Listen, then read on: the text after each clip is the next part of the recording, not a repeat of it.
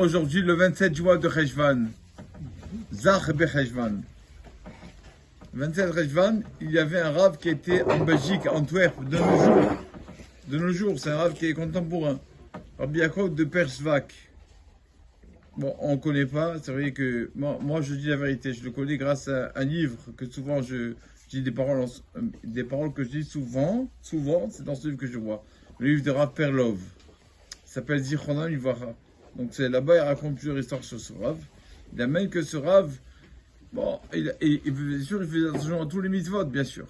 Mais il y avait une chose qui faisait particulièrement attention, c'est de voir toujours dans la maison, à Tzedaka, en l'honneur de Rabbi Meir Balanes, Rabbi Meir, le faiseur de miracles. Toujours quand tu mettais Tzedaka, les gens ils posent des questions de problèmes de halakha ou quoi. Est-ce que tu as la maison de Tzedaka pour Rabbi Meir Balanes, pour sa neshama?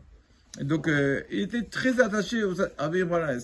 Une fois, il y a un monsieur d'Antwerp qui voulait partir en Amérique, donc faire un visa.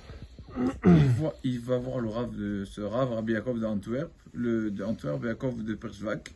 Rabbi, il me faut un visa. Il lui a dit, moi je peux pas t'aider, mais mon rave, il peut t'aider. Je pense, va voir mon rave. C'est qui votre rave? Je connais pas votre rave. Mon rave, il s'appelle, c'est un monsieur qui ne connaissait pas trop les noms. Mon rave s'appelle Rabbi Meir, le faiseur de miracles. C'est mon rave. Lui, peut-être il pourra t'aider. D'accord. Bon, va devant le consulat, mais maintenant tu vas à 8h. Même qu'il va à 10h, va là-bas à 8h. Et donc il va là-bas, le monsieur il arrive le matin et il demande le consul. On lui dit, mais et à 10h, c'est. On tape le consul dans son bureau, là-bas à Antwerp. Il dit, bon, puisque vous êtes là, faites-le rentrer. Et il dit au consul, je voudrais mon visa. Je lui dis, mais tu n'es pas déjà venu toi hier? Hier, on s'est vu. Il lui dit, oui. Il a dit, parce que, écoute, le consul qui raconte à ce monsieur, ce qui m'est arrivé, il m'est arrivé quelque chose de prodigieux. Hier, je t'ai refusé le visa, c'est vrai. Et cette nuit, dans le rêve, vient un monsieur blanc, avec une barbe blanche, il m'a dit, pourquoi tu refuses le visa à ce monsieur? Demain, il revient, donne-lui le visa. Donc, il a compris que c'était Rabbi Balanes. Toujours, ce rêve était très... Une fois, il a dit à quelqu'un, tu veux une ségoula, comment on dit une ségoula en français? Un remède pour le Shlom Bayit. Il a dit, oui, Rabbi, oui, bien sûr, je le voudrais. Il a dit, le matin, tu bois ton café. Le matin, tu bois ton café. Après, tu finis ton café.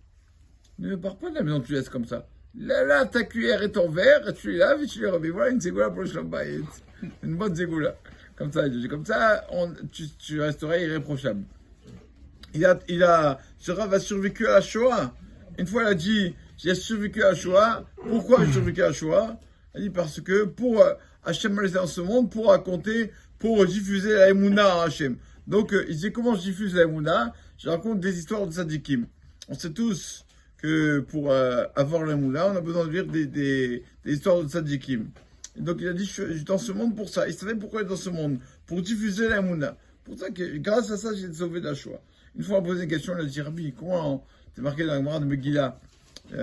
Sefer Torah, vous savez, Sefer Torah Ashkenaz, c'est. On roule le Sefer Torah à la fin, on le roule.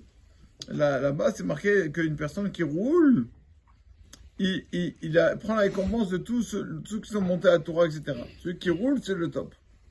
Alors, ils ont dit, Rabbi, pourquoi? Il dit, tout simplement, quand on roule le Sefer Torah, on le ferme. Il dit, c'est pour t'apprendre à toi, il dit à son élève, quand tu étudies la Torah, la mitzvah, c'est pas que d'étudier. Bien sûr, étudier, la Torah, c'est la plus grande des mitzvot. Mais il faut savoir aussi quand fermer le livre. Quand tu sais, ce qui s'est fermé le livre, par exemple, il lui a dit, quelqu'un qui le soir étudie trop tard et il ne sait pas s'arrêter, il n'est pas encore sage, parce que demain, ça va empirer son temps. Demain, il sera fatigué pour étudier. Mais un sage, il sait fermer le livre, comme ça, le lendemain, il sera en forme aussi pour étudier. Il faut savoir quand fermer le livre. Le Rav disait toujours, que la Gemara de Bachot, la Gemara dit que quand une personne a des épreuves, et il sait pas, il doit chercher pour savoir quelle faute il a fait, parce qu'il n'y a pas d'épreuve pour rien. Il n'y a rien pour rien chez Hachem. Quand une personne a des épreuves, il cherche quelle faute il a fait, il ne trouve pas la faute. Si au moins il ne trouve pas, la Gemara dit, sûrement c'est annulation de la Torah.